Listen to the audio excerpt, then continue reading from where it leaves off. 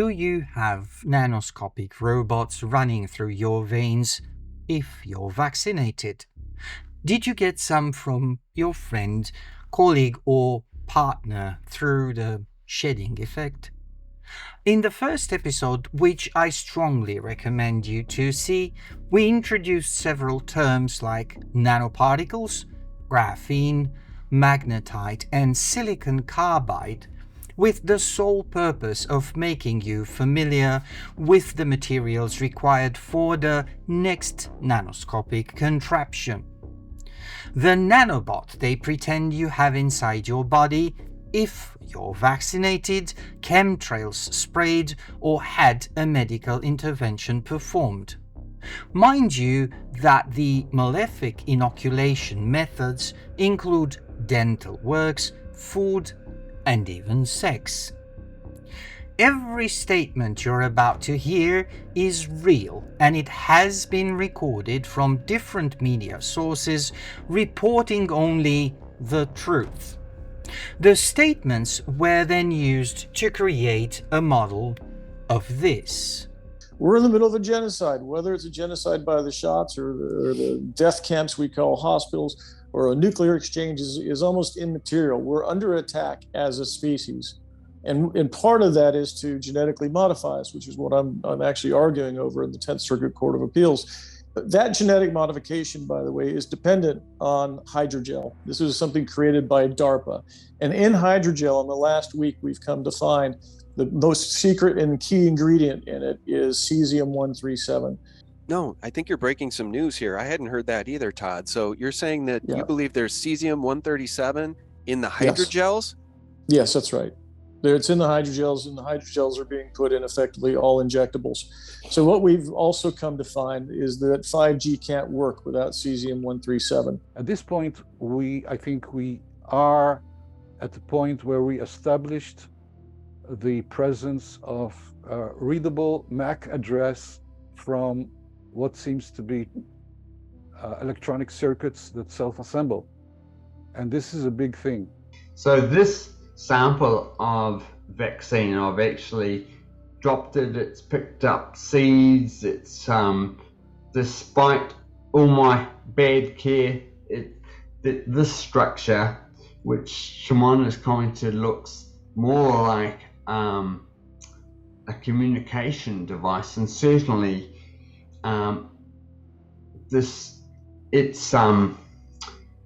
it's different from the type of thing we see as a ribbon, that's for sure. And it does appear to have internal reflection.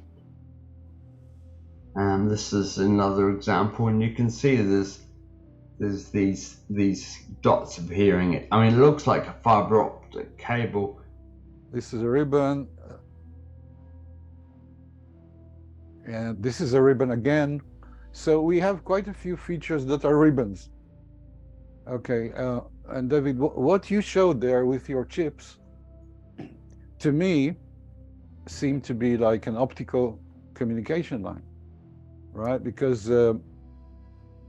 for two reasons. First of all, it looks like a fiber optic, right? And it seems to be almost, classical optical fiber.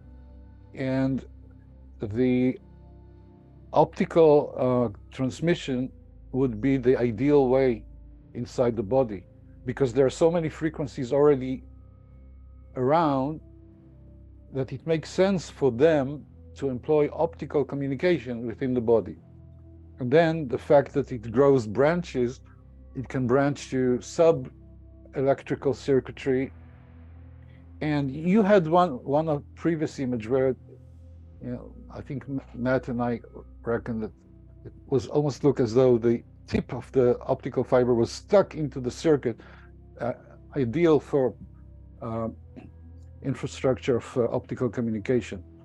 So this is really based on the work of David Nixon, who you've also interviewed, who's shown that these structures are assembling and disassembling. And there is science that states that some of this nanotechnology has what's called quantum cloaking devices, and that these are transistors on a level that is nanoscale, and they create something called a time crystal. What that means, it doesn't require external energy, and it can quantum compute. So it is able to have an enormous amount of ability of computations. And it goes to what you were talking about in regards to what Dr. Nixon observed is like how are these structures appearing and disappearing? Well, they're based on quantum dot. They're based on Q dot, which is based on the Bohr particle, which is based on a field. So depending on the electromagnetic field, will actually create the technology will actually come into existence or disappear. But that being said, that means it is a device that emits radiation. Well, quantum dot is it's an energy source. So I think it's kind of like quantum. So I'm trying to think how you could explain it. So there's a number of different.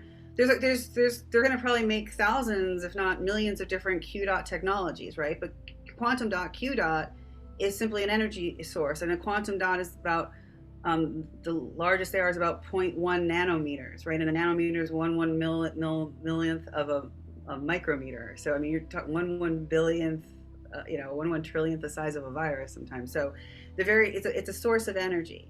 And that energy, and it's from optics, so it uses light to emit energy and to receive energy, and so I think that's what people have to think of it as. So there'll be a whole series of technologies that are backed by quantum dot, and it is energy from the quantum. I mean, it's the quantum field. It's a different. It's not an energy field that we've typically used before. We use a standard.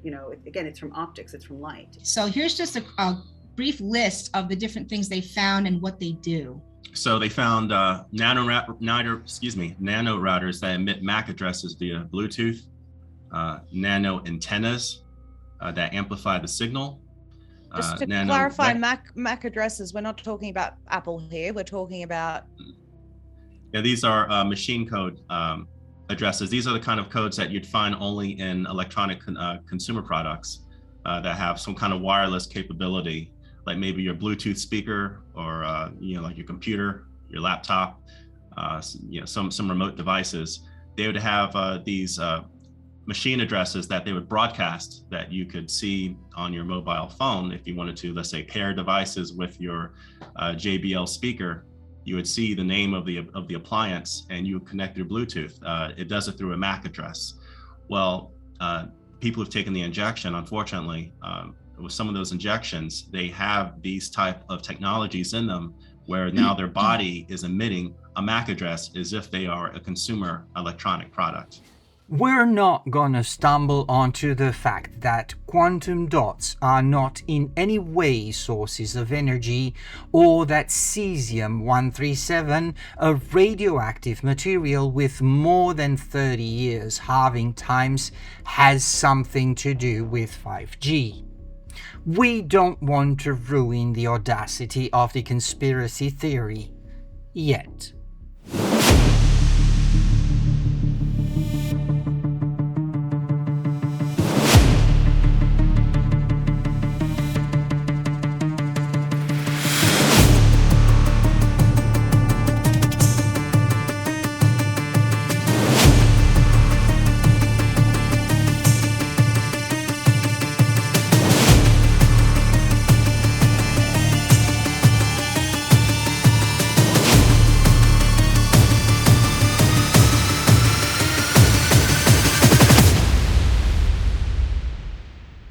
So, this is your nanoscopic machinery. A 0.1 nanometer device, according to the expertise of Karen Kingston, smaller than an atom of hydrogen if you measure the exact dimensions, but made out of the 2D lattice of carbon atoms tightly wrapped in a spherical or a tubular shape. It is amazing to see these experts rewriting chemistry But more on that later. For the Gonobot, there are a lot of claims that have to be debunked, and I was forced to split this episode in 2 parts. This one you're watching right now contains the chemical, optical, and physical claims, while part 2 will have the juicy digital, electronic, AI, and wireless ones. This device was developed according to the same experts by a hidden cabal of oligarchs in cahoots with the military and the weapon manufacturers who would not miss such an opportunity. Of course, the American Democrat Party, Bill Gates, Dr. Fauci, and of course the big pharma companies. All these entities congregated to create something called a New World Order, where they would lead and, like in the Looney Tunes animated series Pinky and the Brain, conquer the world and enslave it to their wishes with the help of this miniature 6-level quantum computing device. And the COVID-19 pandemic was the best opportunity to do it. Here's how some of the La Resistance mouthpieces put it. I'm your host, Maria Z, reporting to you from the epicenter of the testing ground for the New World Order, right here in Australia. Now, the world will do well to watch this country, because whatever they test here and implement successfully, rest assured it will come to other countries. I believe that to know what you're standing for, you first must know what you're standing against. We're in the middle of a genocide, whether it's a genocide by the shots or the death camps we call hospitals, or a nuclear exchange is almost immaterial. We're under attack as a species. Acest oxid de grafen, în tandem cu undele acestea nanomilimetrice, mici, sunt niște unde foarte mici. Tot ce cu nano e ceva minuscul.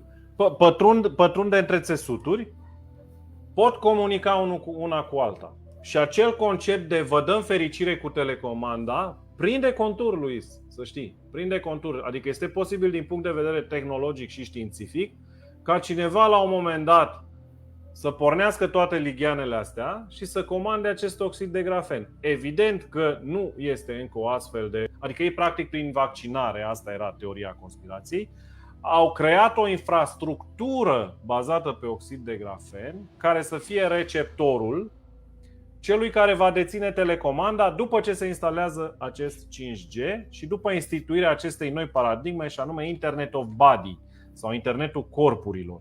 Da? Internetul corpurile care sunt conectate la internet. Deci toate lucrurile astea împreună ne duc cu gândul că s-a instalat prin vaccinare o infrastructură bazată pe oxid de grafen ca un fel de receptor și mai rămâne de instalat rețeaua prin care cineva să poată mânui telecomanda. Să zică, bă, de la 8 la 10, toți hai pe fericire. De la 10 la 12 Legumix, toată lumea în pat la coteț. Klaus Schwab, care este conducătorul Forumului Mondial și este satanist, deci el se închină satanii, și el conduce de fapt acum toată activitatea asta politică a lumii, a spus așa că în următorii ani, până în 2030, oamenii vor fi conectați la inteligența artificială prin microchipuri. El a spus așa, din 2016, că prima dată microchipurile o să fie băgate în haină, apoi o să fie băgate pe piele și după aceea în corp. La ora actuală, nanotehnologia asta se leagă de ADN, se leagă de sistemul nostru nervos. Scopul lor este să creeze un sistem nervos paralel cu cel care există. So, the COVID-19 pandemic, coupled with the 5G rollout across the world, gave the nefarious cabal the opportunity to roll out this marvel of science fiction technology made out of graphene oxides through the mRNA vaccine from Pfizer and Moderna, and later through chemtrails, flu vaccines, and shedding. But how did these brave anti-vaccine warriors found out about this extremely secret project? Well, The creators of this menace apparently left some flaws behind, most likely due to the apparent urgency of the rollout. Senator Malcolm Roberts recently held a COVID under question committee where professionals from the medical field exposed the nanotechnology that is undeniably in the Pfizer injection vials. Yes, the same injections that they've been forcing onto global citizens for the purpose of changing what it means to be human. In my recent interview with Dr. Matt Shelton and Sue Gray, lawyer from New Zealand, we see how 4 separate teams of scientists from our neighbouring New Zealand have discovered the same. Now, you recently led a COVID under question committee here in Australia where you came to some shock findings. Can you talk to people, please, about the findings from this committee? We haven't finalized the findings yet, but I can just go by memory. I haven't got my notes in front of me, but it was stunning. We had people from, first of all, cross party. It was a multi-party event. The third session, that was the blood pathology work, which I'll share with you in a minute. That was another astounding thing. I'd seen their work before, so I knew what to expect. They found basically angular structures, not natural, in the Pfizer vaccine. I've seen them. You told me offline that you'd actually been there and seen it, and you've seen this under a microscope. Yeah. So talk us through that process, please. Well, to make sure, we took a video of one take, so we didn't turn the camera off. We took one take from in the downstairs lab where they do things under a proper air hood. They took the Pfizer vaccine out of the fridge. My wife was doing the camera work, so I know it's legit. My wife and I was introducing it and watching it the whole time. We took them into the fridge. They took the Pfizer vial out. It was all been kept under standard conditions, no doctoring of the Pfizer. They opened the vial, took the sample out, injected it out, with a syringe, put it onto the slide, put the slide cover on the slide, then put it in the carry case. Then the scientist carried it all the time. That slide and slide container were in the same field, in the focus of the camera. Went up the stairs to the lab, to the microscope rather, and then put it under the microscope. The whole time it was in there, so no one could have swapped it out. It was one take. And then the camera went back and took in a broader view of the computer monitor, which showed what was in the slide, and there were luminous angular objects, clearly not natural. And we just did that once to show people that this wasn't dummied up, doctored. Ceea ce vedeți dumneavoastră acum și în celelalte imagini este o picătură de vaccin ARN mesager din flaconul Pfizer. A fost pusă între 2 lamele de microscop și toate imaginile pe care le vedeți sunt de-a lungul a 16 luni. Acest produs ARN mesager a rămas între lamele microscopului timp de 16 luni fără să se usuce, ceea ce nu prea se întâmplă în produsele studiate în laborator. Acest produs, aceste lame de microscop au fost păstrate în condiții de variabilitate la încărcătura electromagnetică a mediului. Deci erau ținute într-un loc cu încărcătură electromagnetică variabilă. Aceeași lamă, de-a lungul timpului, privită în condiții de fluctuență a acestui câmp electromagnetic, și-a schimbat dispoziția. Veți vedea desene diferite, probabil pe măsură ce câmpurile electromagnetice se schimbau. Vedeți că aceste desene cu linii drepte, frânte sau alte aspecte geometrice, da, sunt pe întreg câmpul microscopic.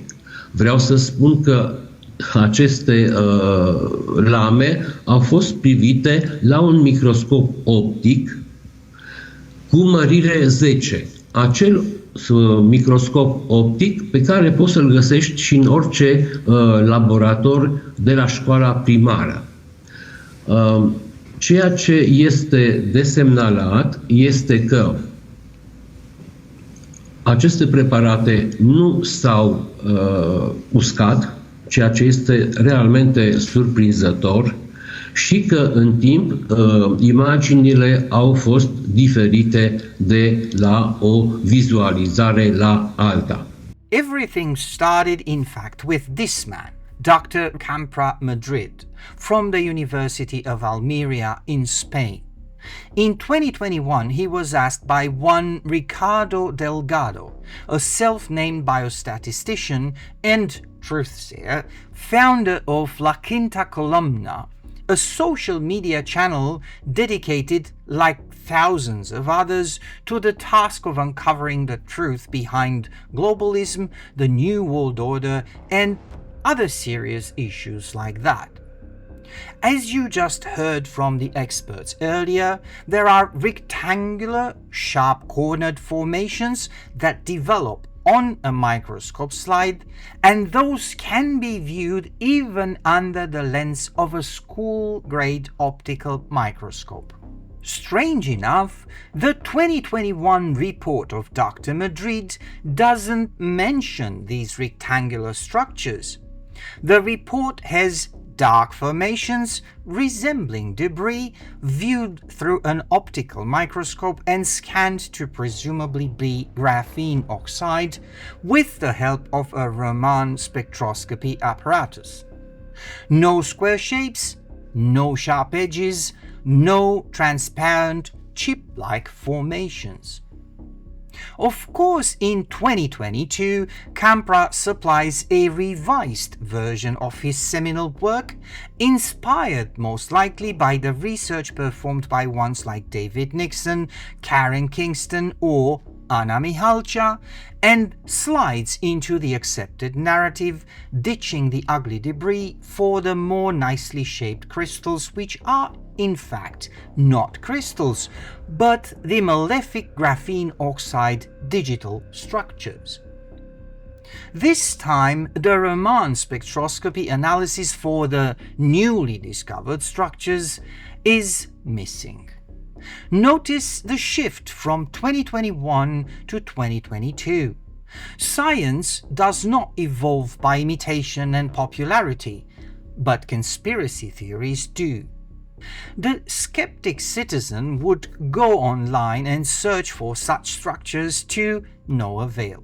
Conspiracy theorists say that the research is top secret, so no pictures of the technology, just patents. Strange. While the whole conspiracy group from Mihalcea to Hajima and from Kingston to Bachu see the formations as irrefutable proof of digital circuitry, the same skeptic would ask a simple question. What else could produce these formations? What materials are in these vaccines? Something that is common to all of them and could create, if allowed to dry as per experiment, such formations. What you see now on your screens are experiments with sodium chloride or table salt, monopotassium phosphate or MKP, potassium chloride or KCl, and sucrose or sugar, experiments done over a period of 3 years. At least one of these elements is present in the vaccines, including Moderna and Pfizer. Moderna has in it, among other ingredients, sucrose and sodium acetate. Pfizer has sodium chloride and sucrose. J&G has sodium chloride and sucrose.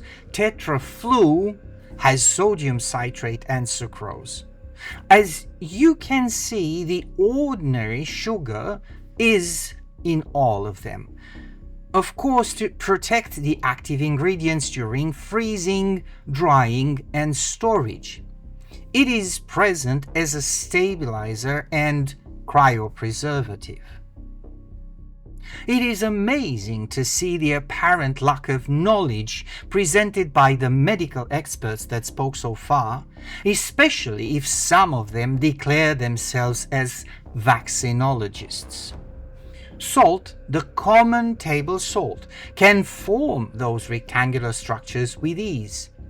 The screen now alternates between images from the experiments I undertook and the experiments from the other researchers, and you can see for yourself that they are almost identical in terms of shape and appearance under different illumination conditions. The common denominator in these images are salt and sucrose, which can and will create these formations. My experiments alone put a huge amount of doubt on the experts' statements. For them to claim that the structures are made by nanobots at work, they would have to first filter the solution, rid it of the salts, and then show the structures forming. Just showing the vaccine fluid drying on the glass slide abuses the ignorance and gullibility of the viewer that most likely has never seen salt crystals under the microscope. The still liquid appearance of the vaccine fluid, even after weeks or months of drying, is again, in the way it is communicated, a manipulation and a lie. Sucrose is the main ingredient responsible for this effect. Only pure sucrose will form the well-known white crystals, not the dirty one. Since the vaccines have sucrose contaminated with other substances like AKP or sodium citrate or salt, or other preservatives, the sugar crystals will not form and the solution will solidify in semi-transparent drops that resembles the aspect of wet. In terms of electromagnetic radiation helping the creation of these structures, you might want to think of that again. From Janowitz to Hajima, none of them have access to constant temperature and constant humidity Faraday chambers that could report difference in gonobot growth on the test lives under the RF influence. Crudely speaking, the phone RF pouches like the ones used by David Nixon in Australia to shield his samples will simply act as a thermal shield that will regulate water evaporation. Left in the open air, the slides dry in a certain time. In the pouch, it dries slower because there's less temperature variation and humidity exchange with the outside. A slide placed on the Wi-Fi router will form crystals much faster, not because of the 2.4 or 5 GHz radiation emanating from it, but from the heat resulting from the device while in use. Let's replay some of the claims made at the beginning of this episode. A re-evaluation is in order. And in hydrogel, in the last week, we've come to find the most secret and key ingredient in it is cesium-137. Okay, and David, what you showed there with your chips, to me, seemed to be like an optical communication line, right? Because for two reasons. First of all, it looks like a fiber optic, right? It seems to be almost, classical optical fiber. And there is science that states that some of this nanotechnology has what's called quantum cloaking devices, and that these are transistors on a level that is nanoscale, and they create something called a time crystal. What that means, it doesn't require external energy, and it can quantum compute. So it is able to have an enormous amount of ability of computations. they're based on quantum dot, they're based on q dot, which is based on the Bohr particle, which is based on field. So depending on the electromagnetic field, will actually create, the technology will actually come into existence or disappear. But that being said, that means it is a device that emits radiation. Todd Callender tells us that 5G cannot function without cesium-137. Well, we have a problem here. If that is true, any Geiger counter in this world would react to such level of radiation, because cesium-137 emits powerful beta and gamma radiation, even at trace levels. So any injection with not one but 2 or more doses of mRNA vaccine would transform every vaccinated person in the equivalent of a radium girl. However, this small DIY constructed radiations detector does not see anything above the background level. According to Todd's claim, the radioactive material powers the nanobots and their 5G communication infrastructure, so it is contained inside the graphene lattice. The halving time of cesium-137 is approximately 32 years, so any trace of the radioactive material would show up on scanners like this one, or in airports, in offices, and it would be picked up by environmental sensors pretty quick. So, cesium-137 is another lie, or a dud, however you wanna put it. If radiation is out of the question, then maybe the quantum dot could power the nanobot while at the same time thinking in 6 dimensions and computing all the answers. I found a scientific recipe to make graphene quantum dots similar if not identical to the ones Karen Kingston and Anna Mihalja endlessly talk about. And the biggest problem is quantum dots are not sources of energy. They cannot power anything. What they can do with light is a different story. You see, graphene quantum dots have a tendency to emit light at different wavelengths depending on their size and source material, if they are hit by ultraviolet light. Regardless of the multitude of uses of quantum dots and carbon nanotubes, in this incarnation, according to the experts quoted before, the vaccine quantum dot should emit light, yellow, orange, or green, like this one. What shiny dots Nixon, Mihalcha, or Janowitz pretend to see on the microscope slide are not in any case quantum dots, since they would require specific illumination conditions, collimated UV light, to excite the graphene particles, creating what scientists called photoluminescence. In my experiment using vinegar, sucrose, and baking soda, I was able to create a graphene quantum dot solution that emits a green light, visible also on the DIY spectrometer here. While the conspiracy theorists have shown you microscope images with salt crystals and debris, presenting them as chips and quantum dots, they never used a cheap spectrometer to show you the basic Q-dot interaction with UV light, something that both Dr. Karen and Dr. Anna stress about in their talks. This spectrometer device doesn't cost too much to make, maybe $50 or less, and the software is free. Why did these experts avoid showing this to you? Most likely because graphene oxide does not exist in the vaccine vials. This is another fact for you to ponder on, another lie to place on the truth-sayer's side.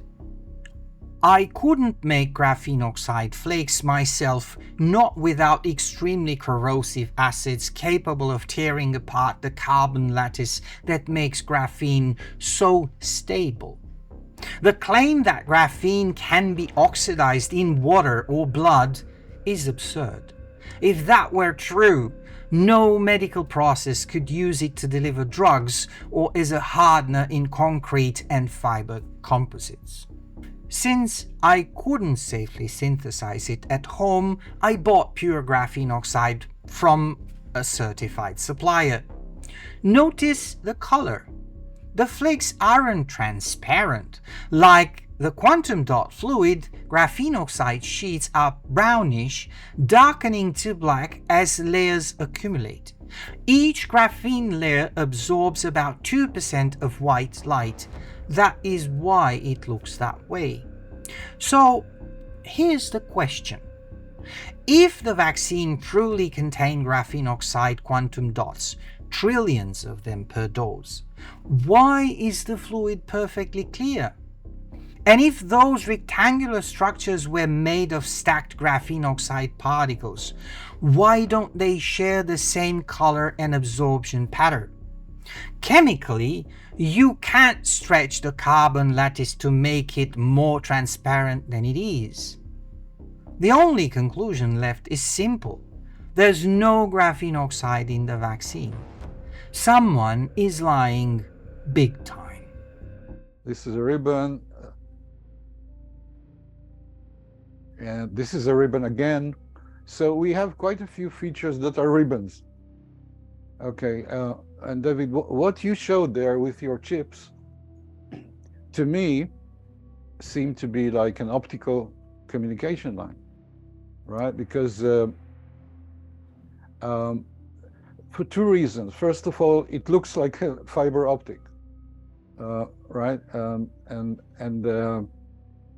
It seems to be almost, classical optical fiber. Oh yes. I forgot to discuss the famous fiber optic cables that are created by the nanobots in order to communicate from module to module. How about these fibers? Hundreds of them, wouldn't you say?